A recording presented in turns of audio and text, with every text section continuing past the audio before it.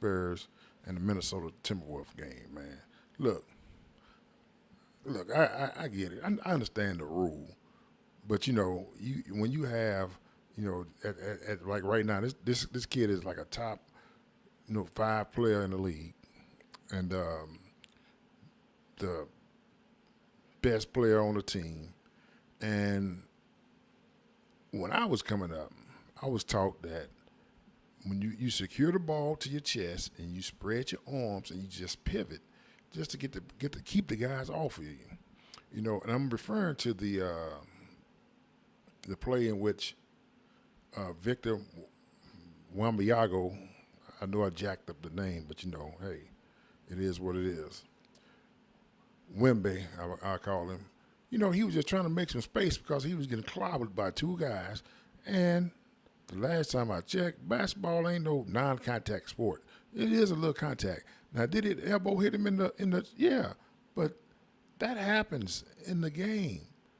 But you don't throw nobody out. I mean, the rule to eject somebody out the game for to me, I don't think it was an intentional. It was a basketball play. Um, did he hit him in the? Yeah, he did. It did. So you give him a tech and you move on.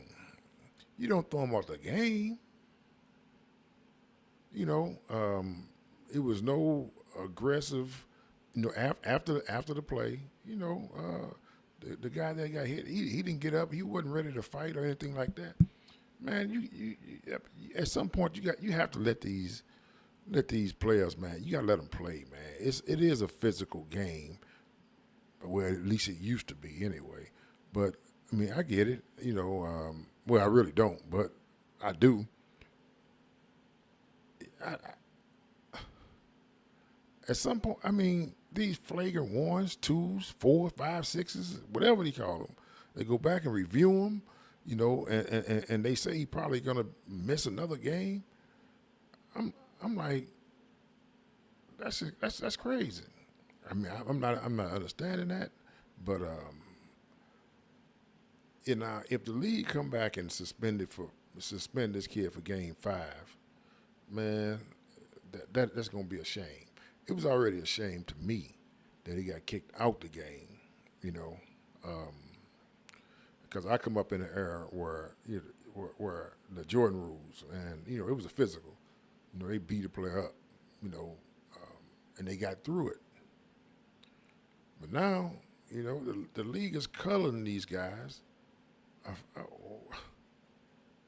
Ejection, flagrant two, cause the elbow hit him above the neck. Are you kidding? Are you kidding me? It's gonna happen. They fling the arms inadvertently. You will get hit in the head. So now, am I not playing anymore because a basketball move, something that was taught, as you coming up, spread, you pivot, you use a pivot foot, and you got they trying to trap you. You just trying to clear them out. What are you supposed to do? At that point, what are you supposed to do? Let them take the ball from you? Now you're gonna have the coach hollering at you. But now when you try to protect yourself, you got to sit out. You get ejected from the game. Man, that's crazy, man. Come on now. Look, I get the NBA don't want the fighting. Okay, I get that. No, it shouldn't be no thugs, and whatever. But you have to realize that that has to be the outlier. Yeah, every now and then you will have a skirmish. Yeah, I mean, that's gonna happen, and you break it up, you suspend a couple guys, and you move on. So, but to kick a guy out the game because he made contact above the neck, inadvertently, it's wrong, man. You're killing the game. You're killing the game. When you are ejecting the best players in the league, it don't have to be the best player in the league. Or any player in the league. for committing a foul above the neck, whether it's purpose or unintentional, same consequence. That's wrong, man. You're killing the game. They got to look at this. They got to look at this again. Okay, so if you go back, you go back to the 70s, 80s, 90s, when players was allowed to do certain things. What? Why? I mean, was it a detriment to the league? I mean, was it? So I think it's all derived from the big fight they had with was it the Pacers and the Knicks, or whoever it was. Okay, that was one fight that went crazy. Look, they had out a boatload of discipline, and you move on. You don't change everything because of that. What about all the years prior to that? You had some good basketball,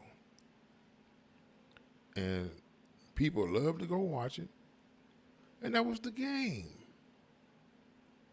But now, man, I mean, it's hard for me to watch. I ain't gonna lie, it's hard to watch a game for me because all the interruptions, they looking at every freaking foul, just trying to eject somebody, trying to a flagrant one, flagrant two.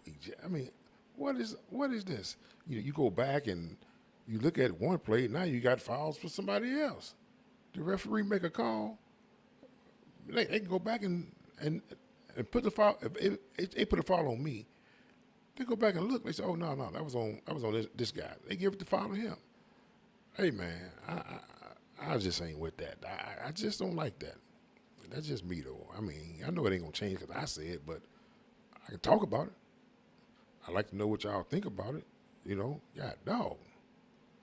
It's just I just don't understand how. I just don't. I mean, it's hard for me to watch an NBA game because all the stop and play, they go look at this call, look at that call, I mean, I've seen some routine plays to where, somebody get hit in the head. Yeah, you gonna get hit in the head sometimes, because you guys are running, jumping, they got to come down, and sometimes you gonna get inadvertently hit in the head. So we got to stop the game and look at that. The referees make so.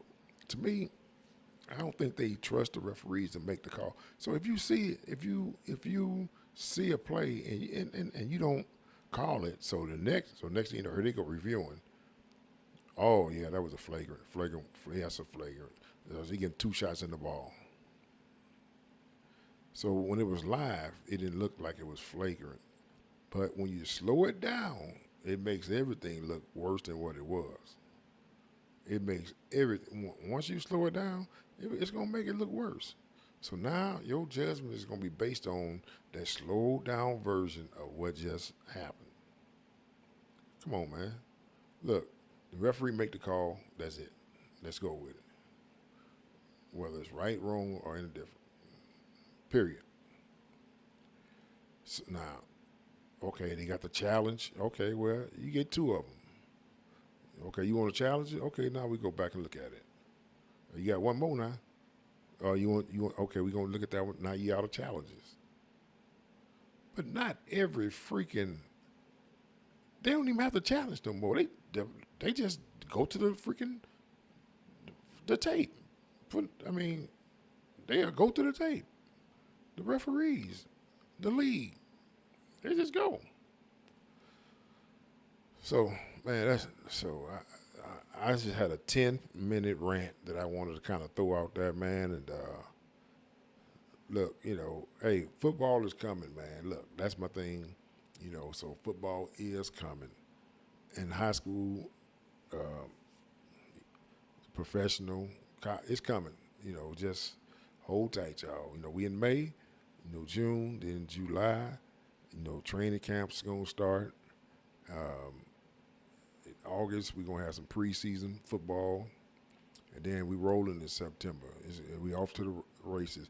Hey, and it's coming fast. So hang in there, man. And the Crook Report will be in full swing once that football kick off. We're gonna have fantasy shows. We're gonna be broadcasting live high school games. So when it happens, it'll move pretty quick, and we're gonna be on it. So look, man, I just like to know what you think about what I just talked about the NBA with these all these rules, man. So just drop a line, and I respond. Hey, it's been the Crook Report. I'm out, y'all.